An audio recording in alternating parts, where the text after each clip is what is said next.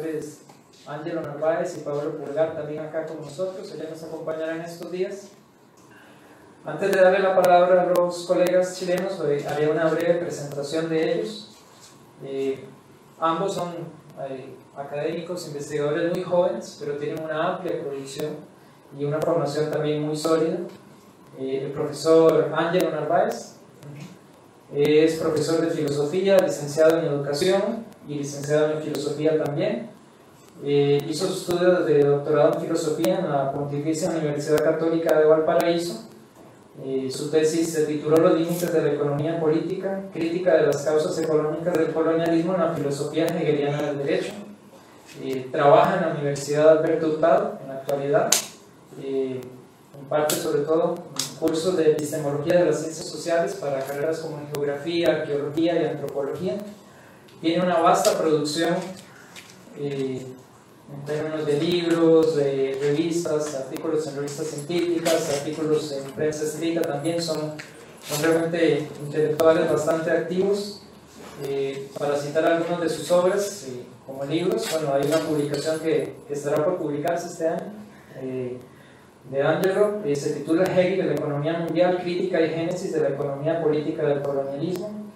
Ha publicado también como compilador el texto Reapropiaciones de Lefebvre, Crítica, Espacio y Sociedad Urbana, y en coautoría con el profesor Pablo Pulgar, espero pronunciarlo bien, Nec Verbum Verbo Redere, por la palabra renovada, homenaje al profesor Albino Miseroni, todos ellos publicados en Santiago de Chile. Tiene también algunas publicaciones como capítulos de libros y una amplia producción también, les decía, en revistas y en publicaciones impresas. Y el profesor Pablo Pulgar nos acompaña también en la mesa.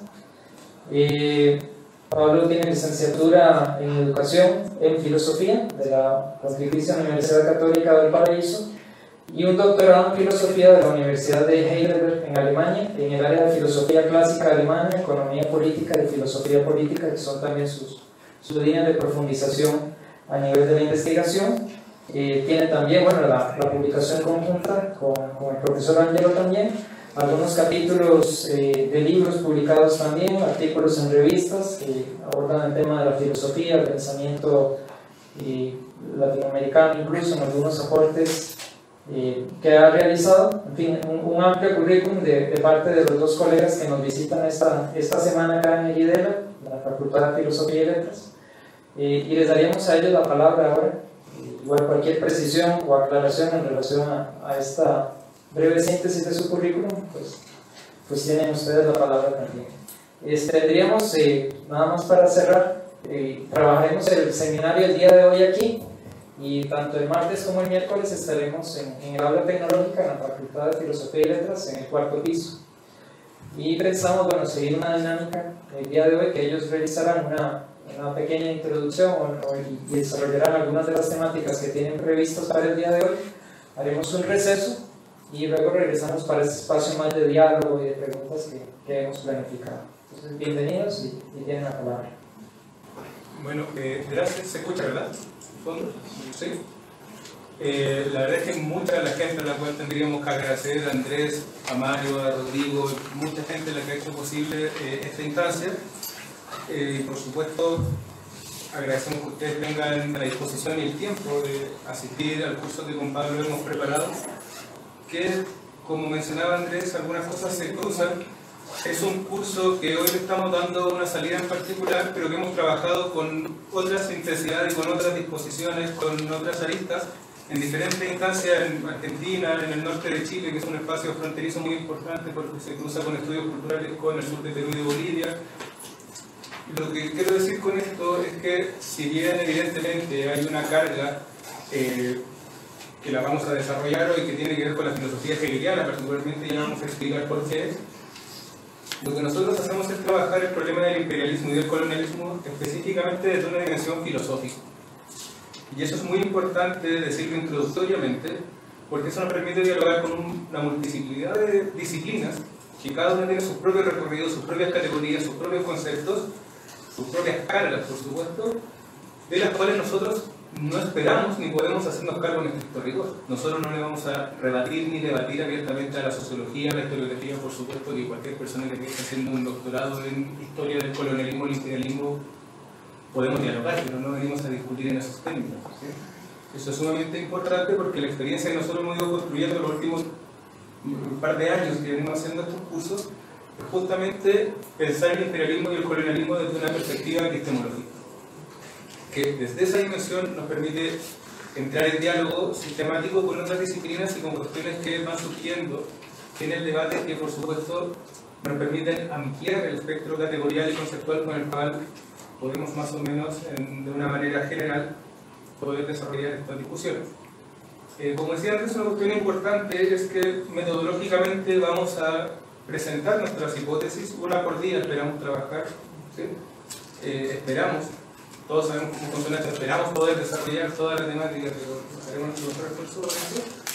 Y después del receso les pedimos que ese sea el espacio para el diálogo, las preguntas, críticas, lo que sea, ¿sí? Para poder tener el espacio para sintetizar una hipótesis que es bastante larga de desarrollar y bastante difícil de sintetizar. No sé si Pablo quiere agregar algo introductoriamente. No. Sí, vale, sigo entonces. Cuando nosotros decimos que nuestro trabajo filosófico respecto al colonialismo y al imperialismo no tiene que ver necesariamente con disciplinas particulares, sino con una asociación dialógica con esas disciplinas, estamos pensando en la filosofía como un problema de representación y exposición, ¿sí? Del colonialismo y del imperialismo. No lo estamos pensando exclusivamente tampoco desde una lógica, si se quiere, metafísica o trascendental en el sentido kantiano clásico de la palabra, sino que lo estamos pensando justamente, por eso la carga, por el resto, desde una perspectiva bastante hegeliana. ¿Qué quiere decir eso? Que no estamos pensando exclusivamente la abstracción de los procesos, la deducción de los procesos coloniales e imperialistas, sino que estamos intentando pensar a la vez esos procesos de abstracción, de representación y exposición, pero asociados a los procesos concretos realmente existentes en los siglos XIX, XX y XXI de colonización y de imperialismo, ¿no? Es una discusión filosófica, pero no es una discusión disciplinarmente filosófica.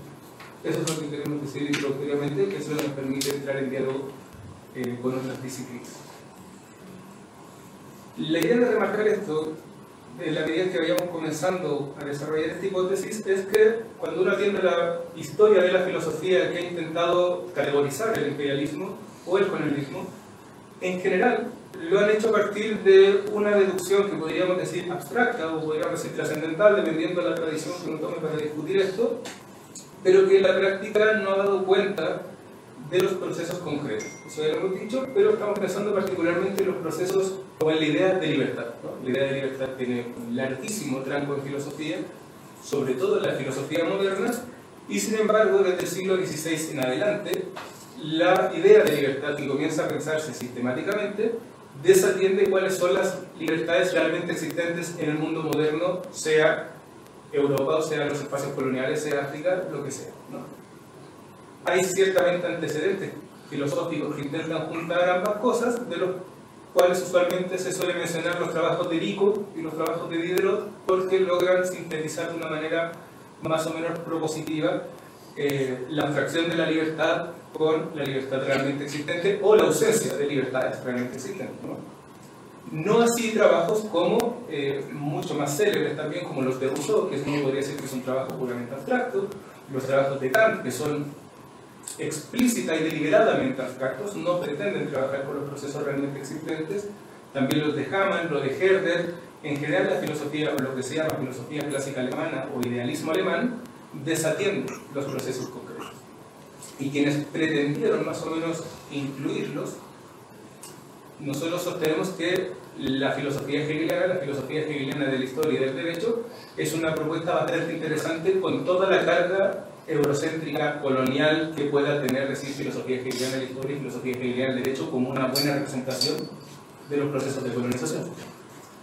Somos perfectamente conscientes de lo agravante que es decir esto inicialmente, sobre todo cuando esto, por ejemplo, se discute también en una perspectiva un poco más filosófica en el contexto de la filosofía latinoamericana o de la filosofía de la liberación en América Latina, ¿no? Donde Hegel aparece como el gran demonio eurocéntrico y la lógica de la colonización, ¿sí? El demonio de la lógica que se va comiendo todo. Bueno, lo cierto es que algo hay de eso, pero vamos a discutir en qué términos estamos entendiendo eso, ¿sí?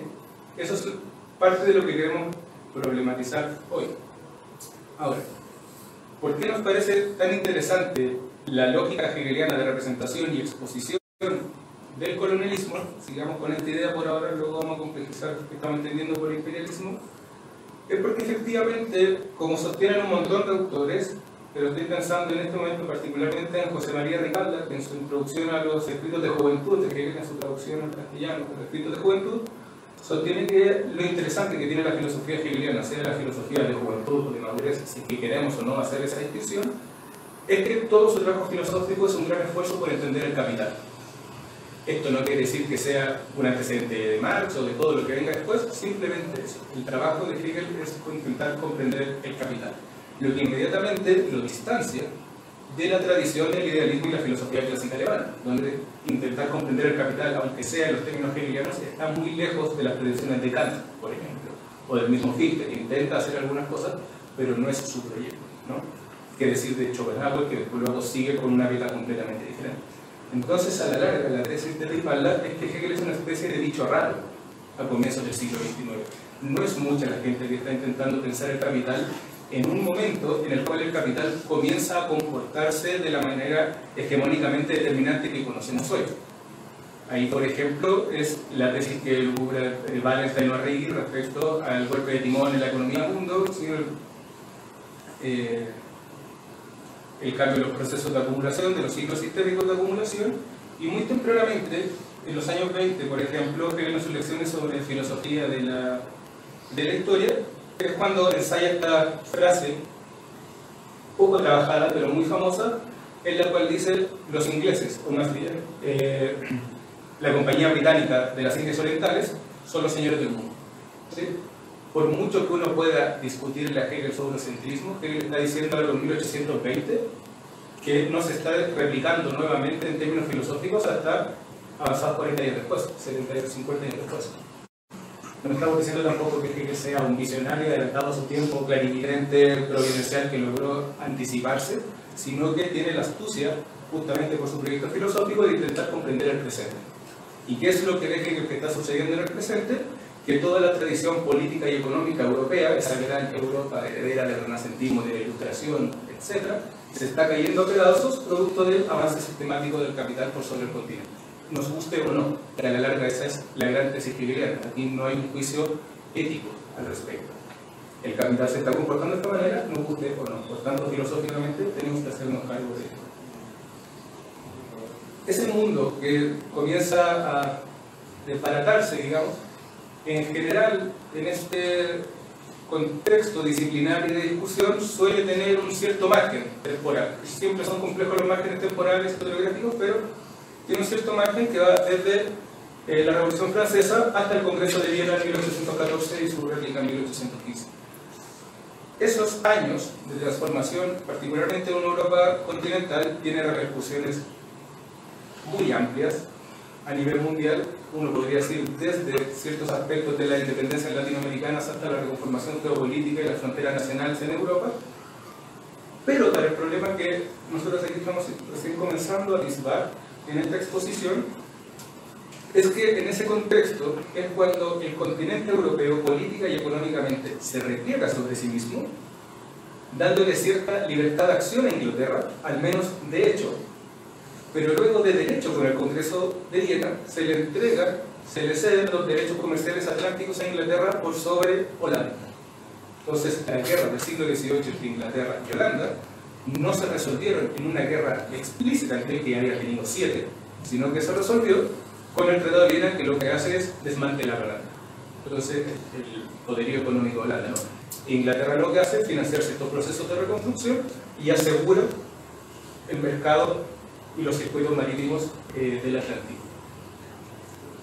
Si uno piensa ya desde los años 70, por ejemplo, una de las tesis más célebres al respecto de esto es la que desarrolla Alfred Hirschman, el economista, en la cual sostiene que el imperialismo británico tuvo la astucia no tanto de colonizar espacios que no estaban colonizados previamente, aunque esto es completamente discutible en términos categoriales, sino haber colonizado informalmente las nacientes economías latinoamericanas, donde Hirschman está pensando particularmente en Perú, Chile y Argentina, que si podía controlar esos tres grandes puertos del Cono Sur, podía luego sistemáticamente, entre comillas, ir subiendo hacia las otras economías nacionales en formación.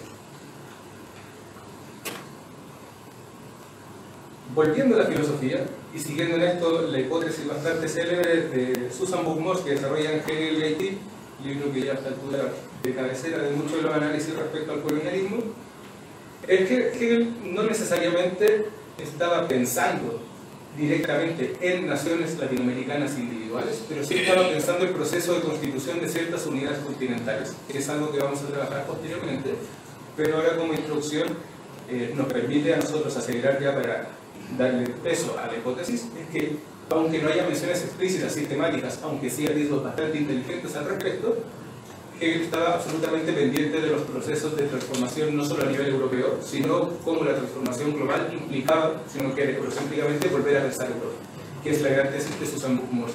Hegel, si uno quiere decir, es eurocéntrico, pero es eurocéntrico en la medida en que se vio forzado a repensar toda la idea de Europa, que estaba en desmantelamiento y reconstrucción, especialmente después de la Revolución de Haití, ¿cierto? Una tesis bastante discutida por los especialistas en el mundo hegeliano, porque a los hegelianos en general no les gusta escuchar que fue la revolución haitiana lo que dio el paso a la dialéctica del amo y el esclavo, pero que en los estudios latinoamericanos, en los estudios sociales, tiene bastante tema que Brunner ha trabajado un montón de tiempo, James ha trabajado un montón de tiempo, lo trabajaron un montón de tiempo.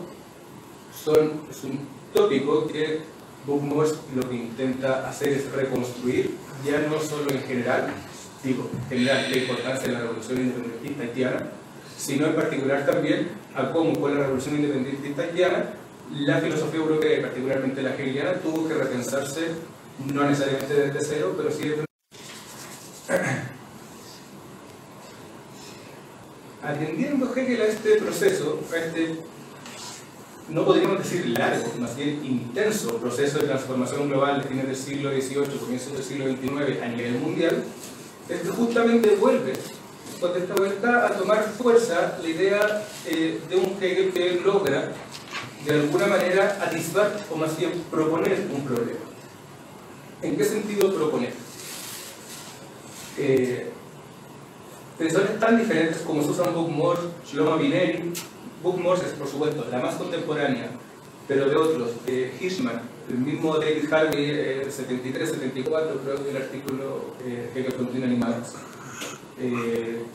Shlomo Vineri y Hirschman están viendo cómo Hegel se dio cuenta en 1820 con la publicación de la filosofía del derecho que el colonialismo, y por tanto la manera de ver filosóficamente el colonialismo, no era un problema puramente empírico, sino que era un problema lógico.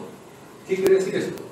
Que para estas grandes lecturas que se inauguran en los 70, uno podría decir también que se inauguran producto de una cierta crisis del marxismo, que de hecho es lo que explícitamente dice Hirschman y Alneri, es rarísimo que el marxismo no se haya dado cuenta de este problema en Hegel, no lo haya querido discutir con Hegel, o desde Hegel, es que particularmente para Hirschman, por ejemplo, Hegel es el primero en impugnar la ley de Said y es el primero en generar una crítica sistemática, estructural, no necesariamente sistemática, me digo en eso, a Malthus y a Sismondi, en la medida en que ni Malthus ni Sismondi logran derivar lógicamente los procesos de colonización de su conceptualización de la economía política.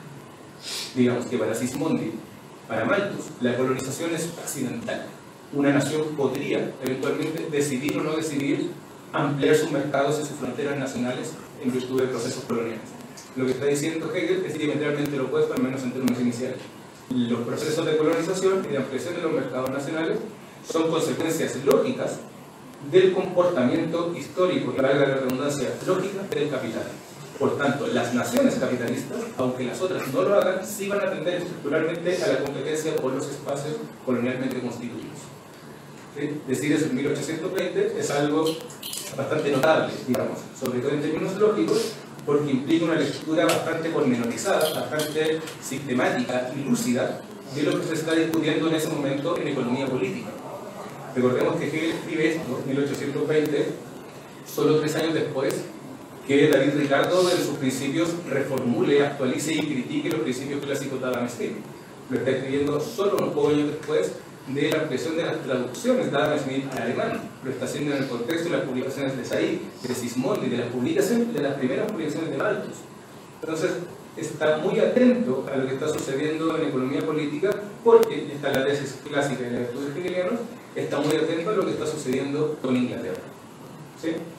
Ahora, para precisar esto, también cabe decir, hay tesis que se exceden, a nuestro parecer, en esto, particularmente una muy famosa de David MacGregor, en dos libros muy famosos, uno Hegel, Marx y el comunismo, y el otro es El Estado inglés, Hegel y el Estado inglés, en la cual asevera que incluso Hegel habría estado influido por los socialistas ricardianos para su formulación de la teoría de la propiedad privada y por tanto también del dinero, del mercado nacional, el sistema de las necesidades y la consecuencia de esos mercados en los procesos de colonización.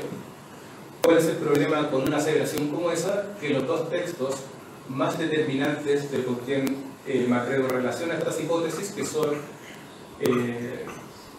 Defensa del trabajo y el trabajo contra el capital de Thomas Hodgkin, son del 26 y Hegel formula esto en 1820. Entonces sería absolutamente exagerado en términos historiográficos decir que hay un influjo del socialismo ricardiano en Hegel. Ahora, Buchmos, haciendo eco de esto, va a invertir la tesis y va a decir, quizás habría que verlo al revés, quizás fue Hegel que incidió en ciertas reformulaciones de los socialistas ricardianos. Pero ese debate en particular lo mencionamos solo al paso, porque no es algo ni que nosotros estemos trabajando ni que en general haya tenido mucho asidero. Es un debate relativamente vacío que leyó aquí primero.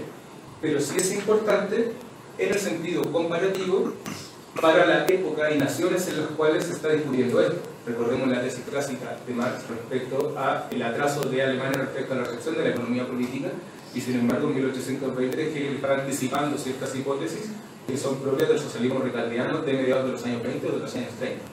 ¿Sí? Insistimos que nada de esto es una tesis del tipo por esto Hegel es mejor, es más interesante, sino que lo que nos interesa aquí en más es ir desarrollando el argumento lógico de Hegel y cómo esto se va armando para que tenga esa consistencia y ese peso. En última instancia también está la tesis bastante célebre desarrollada por David Hardy, respecto a la cual, y esta es una tesis muy problemática que esperamos discutir de una manera mucho más acabada mañana, que es la relación de esta tesis con la tradición marxista. ¿Sí? Porque la hipótesis de Hardy al respecto es que Hegel elabora una conceptualización del colonialismo como consecuencia estructural de las lógicas del incipiente capitalismo hegemónico inglés,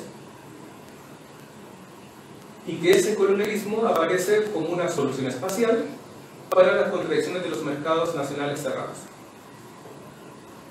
En los años 70 está diciendo Hardy, luego toda su carrera posterior al 74-75 va a hacer trabajar esto, va a hacer insistir en que el marxismo en la práctica no tiene una teoría ni del colonialismo ni del imperialismo.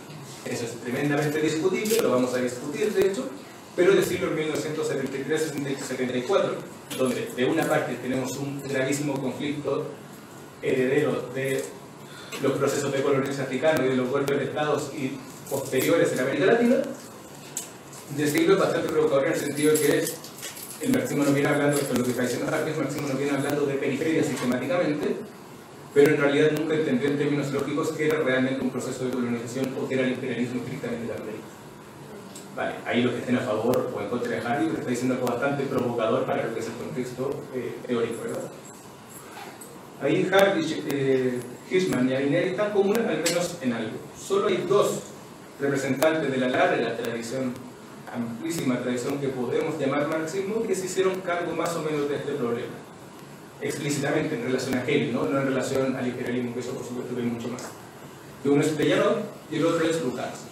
Plejanov se hace cargo en un artículo que escribe en 1890, que lo escribe a propósito de los 60 años de la muerte de Hegel, donde locura esta tesis bastante célebre según la cual Hegel vio, esto lo dice Plejanov explícitamente, Hegel atisbó todos los problemas del marxismo, pero no logró conceptualizarlos porque su conciencia burguesa le impedía trascender los límites de la enajenación del mundo alemán. No es necesario seguir discutiendo en eso con Plejanov, pero al menos hay un gesto interesante ahí en Plejanov, en decir, efectivamente, hasta el momento, porque así lo dice Pedro, lo mejor que tenemos de conceptualización del colonialismo es lo que hizo Hegel en la filosofía de la historia y en la filosofía del derecho.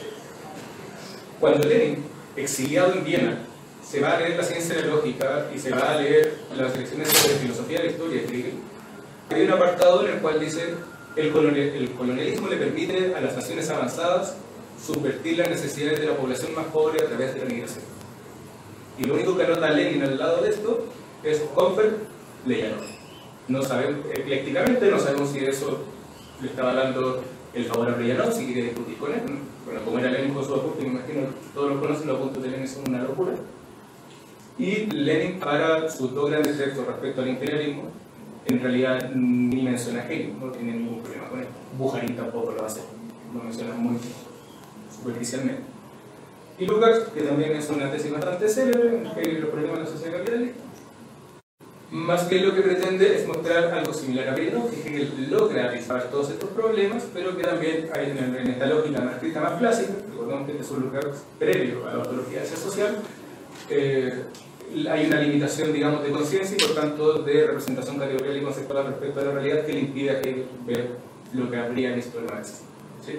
Aquí no necesariamente estamos diciendo que Lukács leyó lo que sea esté en lo correcto o en lo incorrecto, sino que este es más o menos el debate que se fue armando en el siglo XX, con especial ahínco en los 70, respecto a la importancia de la conceptualización hegeliana del colonialismo.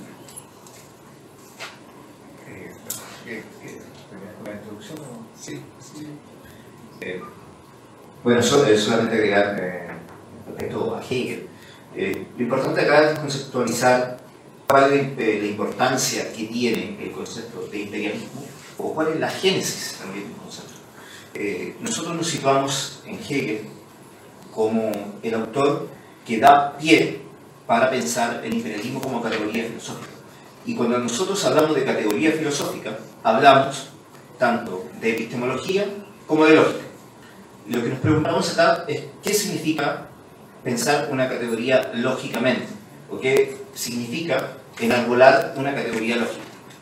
En este caso, creemos que Hegel está vislumbrando tanto históricamente como filosóficamente un modo de abstracción que dé paso para derivar categorías, entre ellas la categoría de imperialismo, o sea, imperialismo y colonialismo.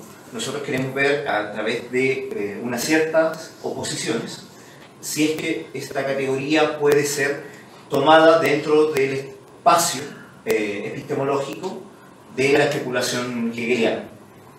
Y esto después, ya dando paso, por ejemplo, a la sesión de mañana, si es que esto se puede ver dentro del análisis estructural de la teoría de Marx, que eso después ya va a diferir del marxista, etc. Y eso, si es que da paso a la derivación leninista.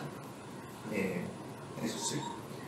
Cuando Pablo menciona esto del trabajo categorial de la filosofía, Hegel, por ejemplo, tiene dos grandes momentos de conceptualización de la economía política. Hay un larguísimo debate que no es necesario darlo ahora respecto a cuándo leyó realmente por primera vez a Adam Smith, si acaso lo leyó en inglés, lo leyó en alemán. Un largo debate que es innecesario, pero sí es importante que Hegel lee La riqueza de las naciones hasta 1806. Luego deja de lado sus estudios económicos por una cuestión biográfica y por otras razones, y lo retoma recién en 1818. ¿Sí? Ahora, ¿por qué es importante la fecha? Por dos razones, o tres. Una razón categorial, una razón histórica y otra filosófica. La razón histórica, poco que lo hemos mencionado. En ese lapso de tiempo comienzan a publicarse en Alemania los textos de Ricardo, de Said, de Sismondi, de Magnus, etc. ¿Sí? Comienza una especie de segundo influjo de la economía política, que ya había tenido un primer influjo en 1801-1802 en la Universidad de Göttingen, donde había entrado la tesis de Adam Smith. Ahora, los años son importantes porque cuando uno dice cómo tratar esto desde el punto de vista de la filosofía, es algo que explícitamente Hegel se pregunta en 1818 llegando a Berlín. Cuando Hegel llega, envía una carta al Ministerio de las Ciencias, podríamos decir hoy, Ministerio de Educación, y pide financiamiento para una revista que se haga cargo de todos los problemas científicos del presente. ¿Sí? La cosa magnánima que le gustaba a Hegel, así como incluyamos economía política y biología, todo lo que pueda incidir en nuestra representación de la realidad, y lo interesante es que es la primera vez que explícitamente Hegel excluye desde el punto de vista filosófico, por tanto científico, al cameralismo. ¿Sí? A las Kameralwissenschaften dicen no, esto ya no es ciencia de la modernidad.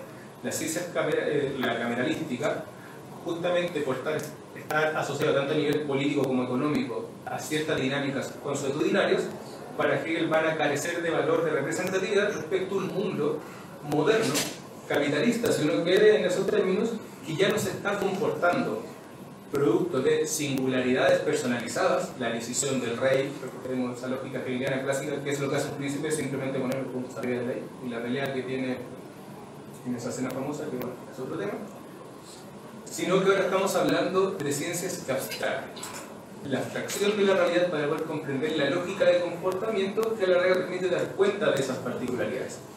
Cuando Hegel desarrolla su primera formulación en este sentido de la economía política, que es en 1818, perdón, en Heidelberg, 1817-18, ese semestre de invierno, va a decir lo que hace la economía política, esta ciencia moderna, es abstraer la particularidad del comportamiento material y de subsistencia de la realidad para poder formular las categorías y conceptos que nos permitan explicarlas. Eso es algo que las ciencias de la cameralidad no podrían hacer, por tanto quedan excluidas de la ciencia moderna. Sin embargo, se genera un segundo debate, que es este debate histórico, que es el debate categorial. En este contexto, alemán particularmente para Hegel, diferente al contexto inglés, no hay un acuerdo respecto a la terminología, digamos, las categorías o conceptos, como queramos discutirlo en diferentes momentos, que se deben utilizar para dar cuenta de este proceso de abstracción. ¿Sí? Entonces, en este momento se va a traducir economía política por Staateconomie, Nationaleconomie, Politische Economie o simplemente economía. Van a haber diferentes formas categoriales para dar cuenta de esta reflexión que los economistas ingleses y escoceses venían trabajando, pero que en Alemania hay que reconceptualizar.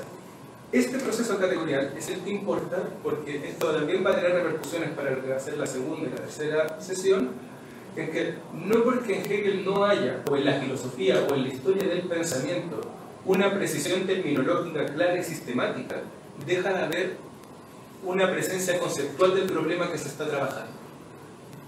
¿Qué quiere decir esto? Que no porque Hegel no escriba todas las veces su traducción de economía política inglesa de la misma manera al alemán, deja de haber conceptualmente una representación de la economía política. Por tanto, si eso uno lo lleva a problemas particulares de la economía política, que en Hegel no exista la palabra capitalismo porque temporalmente la terminología no existe, no significa que no haya ahí un antecedente de conceptualización del capital. Que en Hegel no exista la palabra imperialismo, si está la palabra colonialismo sistemáticamente trabajada, no significa por ello que no haya un trabajo conceptual respecto a lo que podría ser lógicamente el comportamiento imperialista de las naciones, digamos, capitalistamente avanzadas. Eso va a ser fundamental porque eso va a permitir entrar en diálogo lógico, no disciplinar necesariamente, tampoco historiográfico en estos términos, con lo que son tesis contemporáneas, sea del siglo XX o del siglo XXI, respecto al comportamiento imperialista del capital. En ese sentido, lo que nosotros lo que nos podemos permitir filosóficamente es jugar con diferentes temporalidades y espacialidades y entrar en diálogo entre el siglo XIX, el siglo XVIII y el siglo XXI sin ningún problema, porque lo que estamos hablando no es de quién tuvo razón antes o quién tuvo después, sino del largo proceso de reformulación conceptual que nos permite comprender una realidad en movimiento. Y eso es lo que nos permite Hegel.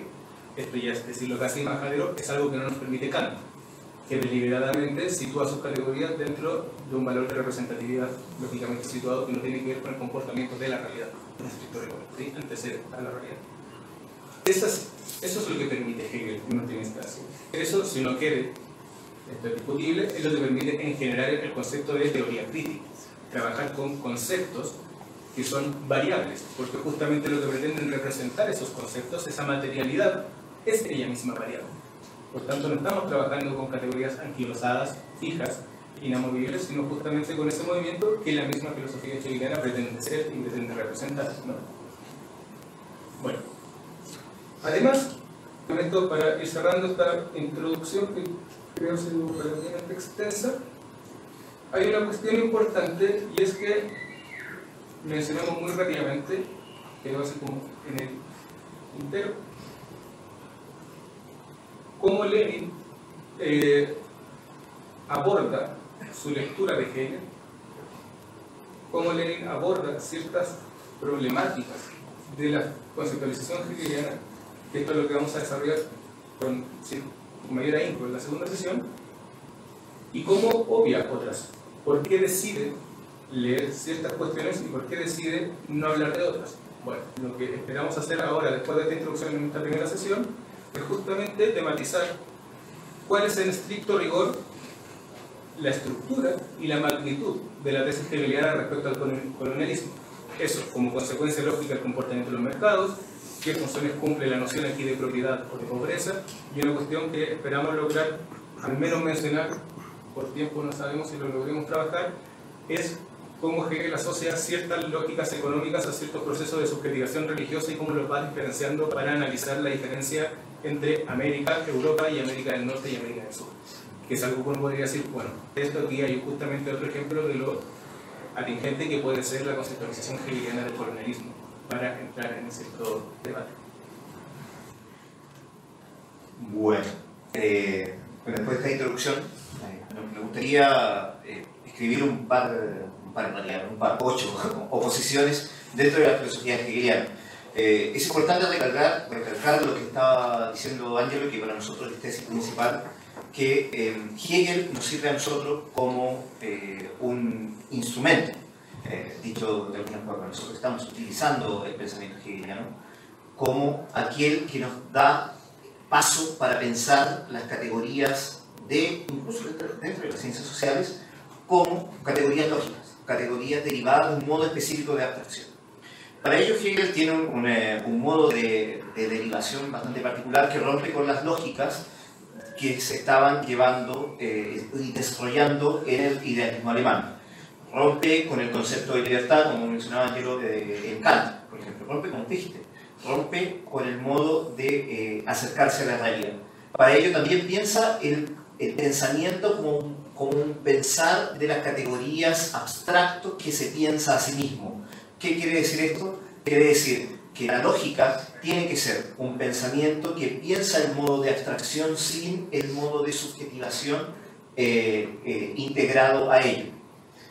Dicho de otra forma, pensar incluso la historia para Hegel será pensarlo no historiográficamente, sino que será pensarlo a través de sus categorías lógicas. Este modo de reproducción es tan importante que nos llevará a definir y a entender cómo entra la lógica de presentación que define Marx. Ángelo dijo al paso la diferencia entre la posición de lo que era exposición y lo que es representación. Y aquí con esto quiero dar un poco el paso a escribir un par de posiciones acá. Pero esto funciona. Aquí Neue Welt y Alte Welt, que significa nuevo mundo y viejo mundo en Hegel. ¿Qué es la diferencia entre Europa, Asia, África y lo que es América? Él está pensando América, está pensando en su filosofía de la historia, pero también empieza a pensarlo como categorías. No lo piensan simplemente como momentos o como épocas, sino como una categoría lógica. Para eso también hace la oposición entre Vorstellung y Darstellung. Disculpe que escriba los términos en alemán, pero da un poco a entender cuál es la oposición. Acá es fácilmente la misma palabra que nosotros podríamos traducir como representación y presentación. Y lo que él quiere decir es que no es lo mismo cuando nosotros nos estamos representando la historia que cuando nosotros intentamos lógicamente presentarla. Y con esto quiere decir, la Vorstellung, es decir, la representación, intenta explicarnos la historia como una seguidilla de sucesos que se van dando a través del tiempo. Y que Hegel incluso lo intenta rebatir. No se trata solamente de explicar la historia o contar la historia, sino que también de entenderla en cuanto a tal. Y para eso, por ejemplo, hace otras exposiciones como alma y espíritu, que espíritu, Geist, será para Hegel también conciencia. Recordemos lo que mencionaba Angelo recién acerca de las posiciones del amo y el esclavo, muy bien, y sale eso muy detallado en el libro de Susan Morse. Para Hegel se trata en 1807, es decir, la fenomenología del espíritu, una filosofía de la conciencia, o dicho de otra forma, cómo se despliega, cómo se entiende la autoconciencia, la conciencia de sí. Para eso ya no nos sirve el concepto de alma cristiano, ni el concepto de alma como algo que está fuera de la corporalidad. No, el espíritu es justamente la conciencia desarrollada a través de la historia. Para eso, incluso, y esta categoría yo quiero hacer la diferencia, porque en español a nosotros nos cuesta mucho entenderla, que es la diferencia entre el concepto de Historie y Geschichte en alemán. Y esto es muy claro. En alemán esto se hace la diferencia de manera tajante. Historia, que viene de la palabra historia del latín, se hace referencia a un contar de manera por etapas y de manera sucesiva la historia. En cambio, Geschichte viene de Geschehen, que significa suceder. Una traducción más literal, más tosca, sería acontecer, acontecimiento.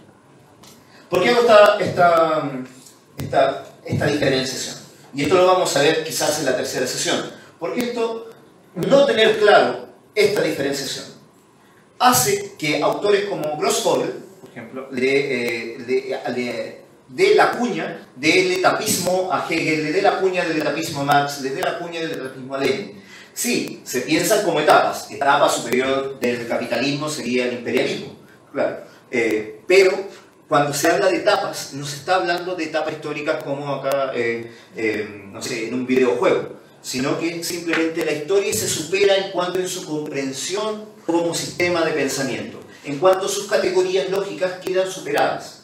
Para ello, estas oposiciones, y hay otras oposiciones que son importantes, que no voy a entrar en detalle, como sería propiedad y sociedad, o Gemeinschaft y Gesellschaft, lo que sería la comunidad y la sociedad civil, y la diferencia sería para lo que nosotros decimos hoy en día nación y Estado, que en eso está pensando Hegel. Está pensando en un pensamiento oposicional. Bien, claramente él está tratando de pensar Europa, y cuando trata de pensar Europa, está tratando de decir de qué se trata este Alte Welt, este viejo mundo, en oposición a América.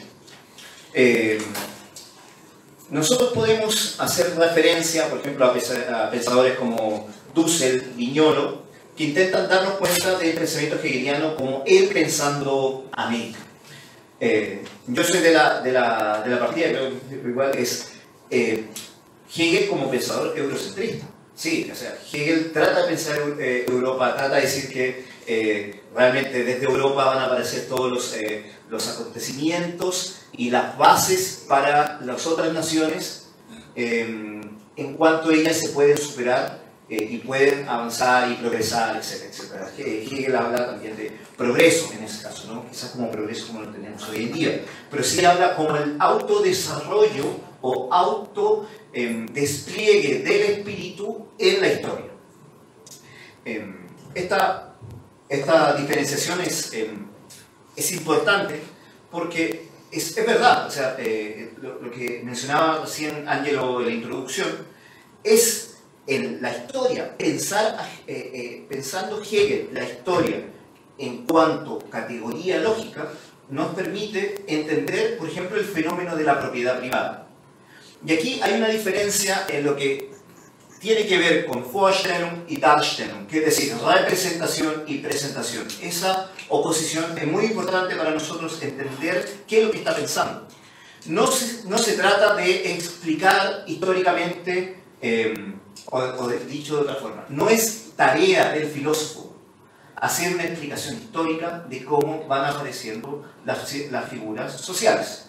No es tarea del filósofo explicar cuándo aparece la propiedad privada. Es explicar en qué parte, en qué estadio de la presentación lógica tiene que estar la propiedad privada. Y aquí hay una discusión, por ejemplo, para Hegel, lo definirá dentro de la historia del derecho, es la propiedad privada la que permite caracterizar al hombre como persona. Es decir, terminar con la definición de persona social cristiana, típica de la tradición teologal, que identifica prosopon, una máscara de teatro para la persona, identificado con también la Trinidad, es decir, como la persona que se va de sí misma y se hace transustancial. Esto es decir, que tiene más de una sustancia o participa en más de una persona. Para Hegel, la persona queda identificada en la propiedad privada. Y aquí es donde, por ejemplo, Marx, y esto lo vamos a ver mañana, Marx le discute a Hegel. Es decir, no, la persona no puede ser identificada de la propiedad privada. Nosotros tenemos que ver cuál es el modo de exposición de la propiedad privada, pero en la persona como tal, es decir, como aquel participante de la sociedad civil, no es aquel que detenta la propiedad privada, es decir, aquel que la fabrica. Entonces hay una pelea de propietario con el trabajador. Es importante la distinción que hacía Angelo al inicio, es decir, cómo va Marx a subvertir las lógicas de exposición. Es decir, ya no se trata de definir la libertad, o no se trata de definir meramente, pues, digo meramente a veces varía como solamente, pero no se trata de lógicas que intenten explicar la sociedad en cuanto aparece, sino que decir cómo eso nosotros las instrumentalizamos y las criticamos.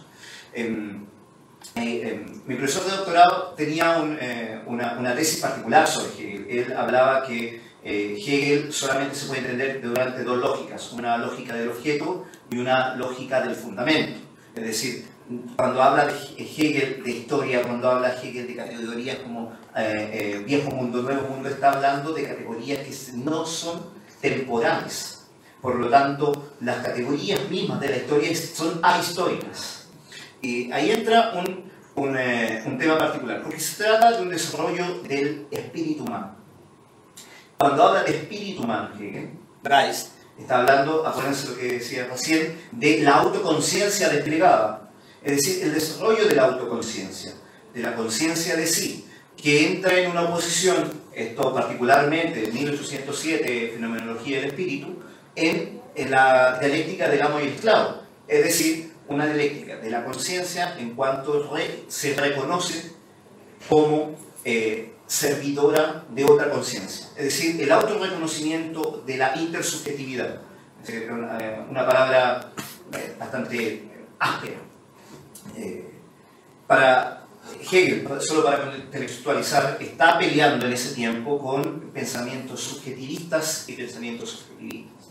Es decir, qué cosa es objetivo y qué cosa es subjetivo. Está tratando de liberar las dicotomías que son de mundo real y mundo racional.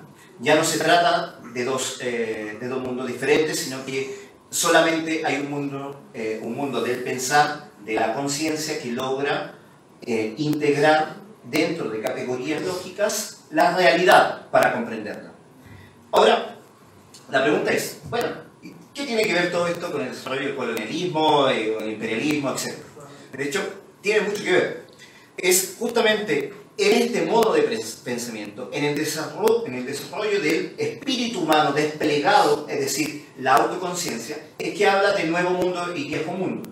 Europa, para Hegel, representaría la conciencia desplegada, bueno, no completa, pero en una completitud o en una consumación, en un periodo de consumación, en cuanto está desarrollando modos de pensamiento y sistemas que son tanto racionales, empíricos, etc., etc. Va a haber tesis bastante polémicas que serán discutidas también por sus contemporáneos, pero lo más importante que queremos dejar en este caso de Hegel, él piensa que es Europa el eje y modelo del nuevo mundo, es decir, América, África, etc. Y él hace unas diferencias bastante particulares. Él ve, por ejemplo, que será el desarrollo de la propiedad privada lo que permitirá un mayor desarrollo tanto intelectual, etcétera, económico en Europa. Y lo trata de explicar geográficamente, decir zonas costeras, valles, praderas, acceso al mar, etcétera, etcétera, cosas que él dice, bueno, no existían en América o en África.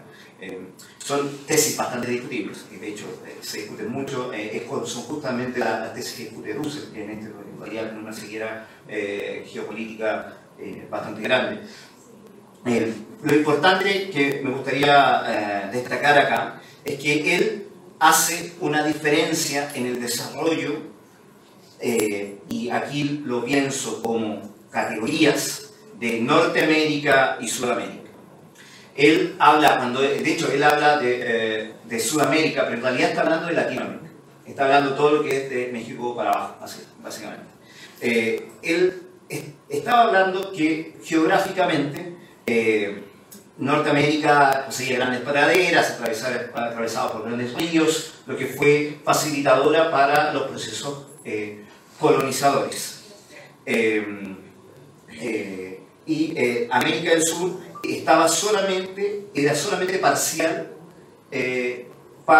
propicia para ser habitada, lo que hizo más difícil su colonización. Y de hecho él hace una categoría o una diferenciación que es polémica, pero aquí nos sirve para entender lo que está diciendo Hegel. Habla por un lado de colonización y por el otro lado de conquista. Y cuando él habla de colonización y conquista, lo está pensando también como categoría lógica, es decir, no solamente como un proceso histórico. Está diciendo que el hecho de que los ingleses hayan conquistado Norteamérica y se hayan distribuido como colonias, no integrando a la comunidad local, hace una diferenciación en el desarrollo intelectual, por ejemplo, de Latinoamérica, en cuanto la inmigración de españoles, o la conquista española y portuguesa, parte con la mayoría de hombres. O sea, en realidad se trata de también de hacer un secretismo en ese caso. Él habla de cualidades naturales del espíritu humano. Cuando habla de cualidades del espíritu humano, aquí entra algo polémico, porque él habla de razas, y describe blancos, negros, latinos, asiáticos, etc. Y aquí entra algo polémico, es decir, podemos decir, era Hegel el primer racista en la historia del desarrollo sistemático de la historia de la colonización. O sea, él estaba hablando, intentando explicar la colonización a través de diferentes regiones que representaban el desarrollo del espíritu humano. Y aquí entra un conflicto, porque si bien, y aquí hay un contexto, un pequeño contexto historiográfico, el concepto raza en alemán significaba algo totalmente distinto a lo que significaba incluso posteriormente, incluso la carga semántica que se le da, se le da justamente a partir de los valores de la Alemania nazi. Pero anteriormente parecía ser un concepto muy trabajado, incluso de una incipiente sociología. Ahí habían, para Hegel significaba simplemente disposiciones del espíritu.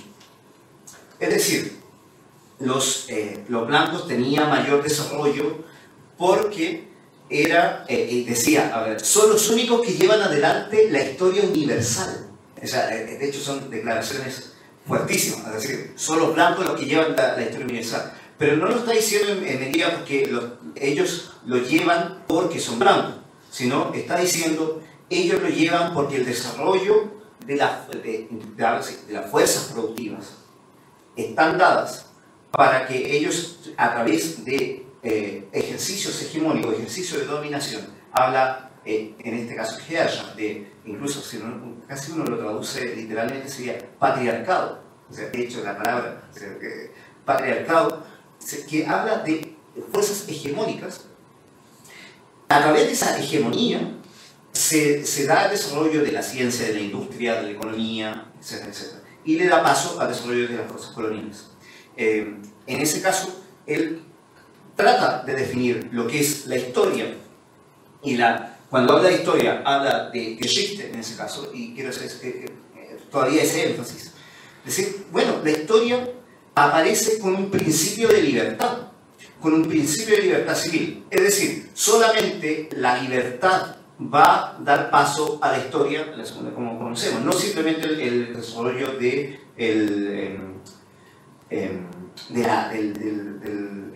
cuento de la historia, de dar cuenta de cómo es la historia. Por ejemplo, los griegos, la Edad Media para él, en ese caso no entra como parte del autodesarrollo histórico de la sociedad civil. Para Hegel, y acá doy un ejemplo, para Hegel es la historia algo así como un teatro. Entonces él habla el teatro de la historia universal. Una historia universal que tiene un principio que acabamos de decir, un principio en cuanto principia, no en cuanto es un corte histórico, en cuanto que da paso a nuevos modos de entender la historia en cuanto tal. Y para él lo que habla de libertad burguesa o libertad civil, que también se puede traducir, aparece con el Estado. Es el Estado el que da pie, el que da el puntapié inicial para el desarrollo de la historia actual. Y para eso él aparece con China, Egipto, India, Babilonia, que son las primeras formas del Estado. Así, diciéndolo en resumen, para Hegel digo acá en la filosofía del derecho, si nosotros hacemos una recapitulación de su obra, vamos a dar cuenta que la persona identificada con la propiedad privada se reconcilia en el Estado, es decir, la voluntad individual se reconcilia con una voluntad universal. Es decir, lo que el hombre individual desea, quiere, está concorde al deseo del Estado. Podríamos decirlo así, es la primera teoría filosófica del Estado en cuanto une el Estado con la conciencia, o dicho así, con la personalidad, con la persona. Se trata de que en ese caso el Estado sea una figura que no sea solamente fin de la historia, sino que sea consumación. Aquí esta diferencia es también particular, que habla Hegel de Vollendung y Ende. Esto es fin y consumación. Ende está aquí adentro. Es decir, la consumación es el fin, pero es un fin en cuanto proceso. Y en cuanto habla de proceso, está diciendo que será Europa la única encargada o la única que podrá hacer ese proceso de consumación. Acá es interesante porque al mismo tiempo que Hegel nos está dotando de categorías epistemológicas para pensar el colonialismo, lo está pensando de cierta forma colonialistamente. Entonces aquí entra en una especie de contradicción para el lector, para alguien que, sobre todo para nosotros que queremos tratar de dar paso a esta dimensión o cartografiar esta dimensión colonial. Es decir, cómo nosotros identificamos a este problema lógico sin las categorías históricas. Lo que había dicho al principio, pensar la historia no historiográficamente, o pensar la historia de manera ahistórica, significa que decir cómo nosotros explicamos el autodesarrollo de la historia como un desarrollo de figuras categóricas. Y esto va incluso a influir de tal manera en el Marx maduro, que él va a definir todo el capital como un autodesarrollo del capital. Si nosotros fuéramos como ejercicio pedagógico a la biblioteca a ver el capital cómo comienza, en ningún momento comienza con historia. De hecho, el materialismo histórico, si es que queremos llamarlo así, no tiene ninguna categoría histórica. No son categorías que estén dadas. O sea, él habla de valor como principio que se da, que da paso al dinero y da paso al capital, etcétera, etcétera, etcétera. Y llegamos como tal al desarrollo de la sociedad.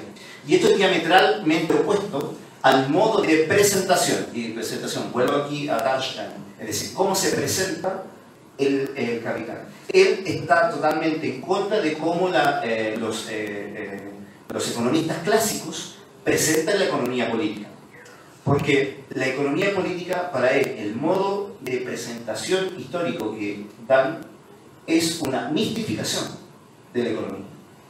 Es decir, cómo aparece la necesidad del intercambio, cómo aparece el primer pescador con el recogedor de bayas y intercambian sus productos. Para Marx no se encuentra la historia de la economía en cuanto a su génesis, sino la génesis en cuanto a producción lógica. Y es lo mismo que está haciendo Hegel por ejemplo, en Filosofía de la Historia y en Filosofía del Derecho, que son libros principales, por ejemplo, para cartografiar el concepto que nosotros estamos acá definiendo. Pero bien, para pensar acá América o para pensar África, es importante decir que, bueno, Hegel lo está pensando sí eurocentristamente. Yo rebatiría que lo está pensando racistamente cuando él habla de razas en este caso. Él está hablando en realidad de disposiciones del espíritu. Entonces, por ejemplo, para él habla de que los asiáticos no conducen a ningún resultado estable, así como por ejemplo los amerindios. Dice que ellos no tienen una disposición del espíritu para el pensamiento especulativo, pero no porque ellos no puedan, sino que porque la historia ha sido dada de que los modos de pensamiento se estructuren como una reproducción social. Entonces, en este caso, parece Hegel ser el primer pensador que nos da pie para pensar la reproducción social. No como una teoría de razas, en este caso, por ejemplo, hay autores polémicos que sí dicen, bueno, incluso Hegel daría paso a la Alemania nazi. Sería totalmente este lado, porque, o sea, fuera de contexto, porque Hegel está diciendo totalmente lo contrario, es decir, es el espíritu que se autodesarrolla en la conciencia el que puede llegar a superar las formas naturalistas tanto de la economía como del Estado. ¿Quería agregar? Sí.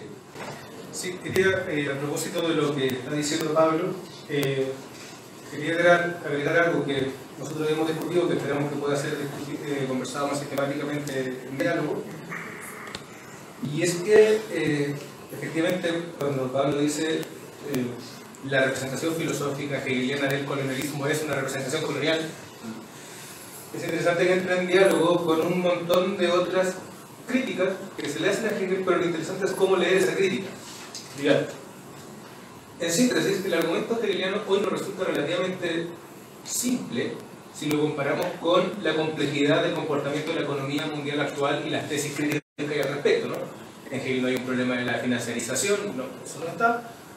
Con suerte ocupa la palabra banco 2 o 3 veces, digamos, para decir cosas muy singulares, entonces no hay que compararlo en ese sentido, por eso es una categoría filosófica y no histórica, eso es lo que estamos reafirmando, pero el argumento es simple. Hegel reconoce los principios de la propiedad privada y por tanto la identificación de la persona con la propiedad privada, por tanto ya no estamos en Kant, y cómo esa persona asociada a la propiedad privada implica una función dentro de la división social del trabajo. Esa división social del trabajo implica especialización y profesionalización, que a la larga implica un aumento de la productividad. Aquí estamos en Adam Smith a rajatabla, ¿no? No hay nada nuevo. ¿Qué es lo nuevo? Y Hegel va a decir, bueno, pero esto implica algo, porque lo estamos notando, además tecnológicos e históricos, que este aumento de la productividad implica, de un lado, sobreproducción y de otro, subconsumo. Ahora, ¿eso qué implica a la larga? La materialización de la pauperización de una parte importante de la población. ¿Sí? Ahora, lo interesante es que los colonos y los migrantes para Hegel no son los pobres. Cuando hablábamos en la introducción de la solución espacial que habla Hardy, o la conceptualización de subconsumo y la sobreproducción que habla Fishman y Avinelli, no tiene que ver con que sea expulsar a los pobres porque nos sobran en las sociedades. No es ese el modelo que está intentando conceptualizar Hegel. Hegel está pensando en la ampliación de los mercados nacionales a través de la colonización para exportar lo que hoy diríamos el modelo. No excluir a los pobres. Uno podría decir, bueno, es una discusión tremendamente contemporánea, particularmente en América Latina, pero a nivel global, por supuesto, que también, donde es absolutamente claro que los flujos migratorios siguen más o menos los flujos del capital, a menos cuando sean crisis bélicas y que ya tienen que ver con la lógica de refugiados no de migrantes, ¿no? Si es que los queremos distinguir en este momento. Entonces, Hegel está pensando esa lógica. Por eso estos pensadores de los años 70 y a pocos ahora y a mucha gente ahora le volvió a llamar la atención. Lo que Hegel estuvo pensando es cómo el modelo se amplía, no en términos de escalas geográficas solamente, sino a nivel lógico, digamos, como un antecedente de la conceptualización del mercado mundial. Entonces, claro, la lógica de Hegel es la lógica de la conquista, en el sentido de ir ampliando los espacios de hegemonía que va produciendo o generando el capital.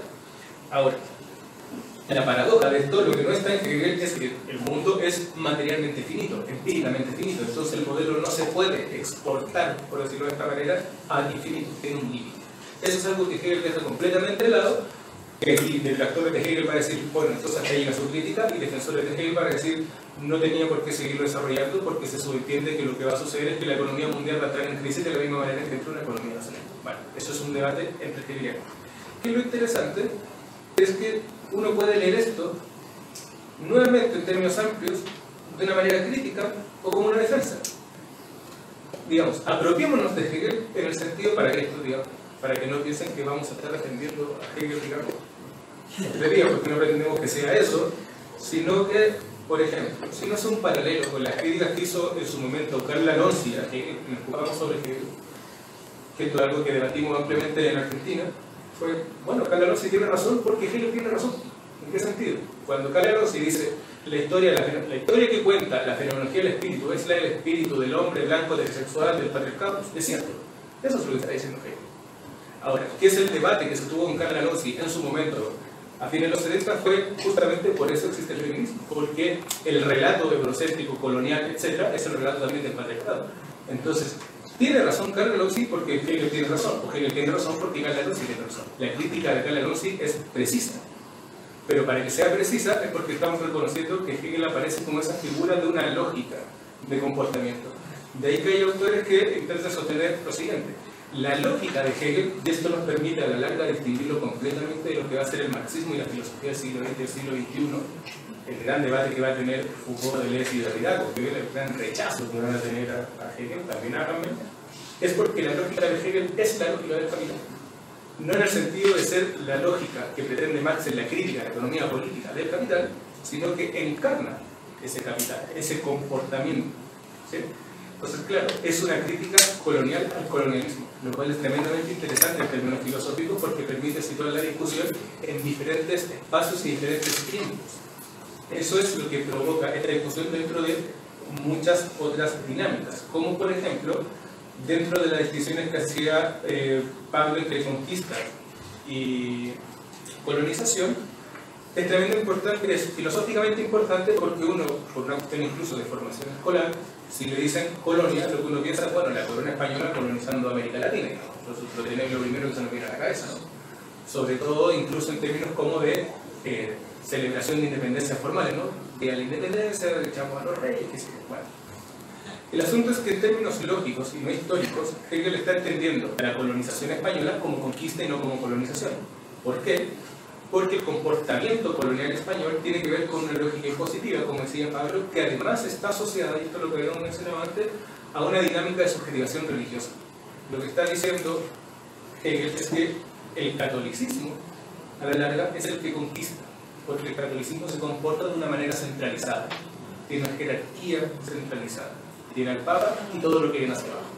¿Sí? ¿Qué está diciendo Hegel? Paralelamente, son los protestantes, lo que en el sentido contemporáneo se comportan de una manera colonizante, porque el protestante tiene una relación, como decía Pablo hacia el final, en relación con el Estado, más libre que el católico. en el sentido que no depende de jerarquías centralizadas. Entonces, en una lógica muy weberiana, que de hecho hay un montón de trabajos que han asociado Hegel y Weber en esto, el colono protestante lo que puede hacer es generar industria autónomamente, digamos, acercándose del este al oeste norteamericano sin tener que estar preguntando al virreinato si lo puede hacer o no. Simplemente llega y tira su tren, por decirlo de una manera bastante caricaturesca, ¿no? Esa es la distinción que está haciendo Hegel en términos de subjetivación y de procesos de colonización. Que este debate, estoy haciendo esta mención porque tuvimos ambos debates hace muy poco en Argentina. Ese es el gran debate que tiene también la figura de Hegel dentro del contexto de la filosofía latinoamericana, particularmente la que se instituye en Mendoza y luego migra a México, ¿no? Donde vamos a decir, bueno, entonces Hegel lo que está haciendo es defender esto. Mira, puede que sí, puede que no. No nos interesa si Hegel era defensor o detractor del colonialismo. Lo que nos interesa es cómo está pensando los procesos de colonización y cómo esos procesos de colonización en general implica reconocer algo. Y esto es tremendamente incómodo, podríamos decir. Lo estoy repitiendo para que no suene como una defensa rajatabla. Bueno, hoy día, ¿cuáles son las economías, o durante el siglo XIX y siglo XX, cuáles fueron las economías que dominaron la economía mundial? La economía protestante, no fueron la economía católica. Esta es una tesis que además José Luis Villacaña, el filósofo español, desarrolla para poder conceptualizar la Guerra Civil Española. Va a decir, la Guerra Civil Española es una consecuencia del siglo XIX español, no es un fenómeno del siglo XX, no es replicable al fascismo alemán, no es replicable al fascismo italiano.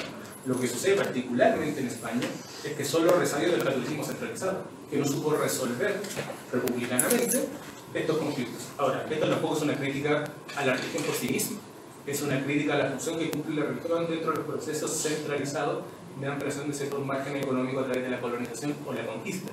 Es un gran marco referencial, que en términos lógicos, por ejemplo, el Meisinger lo que hace es diferenciar también, sin discutir en Hegel, pero lo hace de una manera relativamente equivalente, en que la conquista española y portuguesa no logró transformar sus grandes índices de acumulación de riquezas en productividad capitalista. Entonces Inglaterra, siendo una isla pequeñísima, sin tener expansivamente el imperio que tenía España y Portugal en el siglo XVI, logró conquistar el mundo. Porque lo que conquistó fue el capital, en vez de conquistar como conquistaron los conquistadores españoles y portugueses. Eso es lo que está pasando. Por eso está pensando lógicamente y no históricamente. A Hegel no le interesa la magnitud de la corona española, porque lógicamente podría haber caído o no haber caído.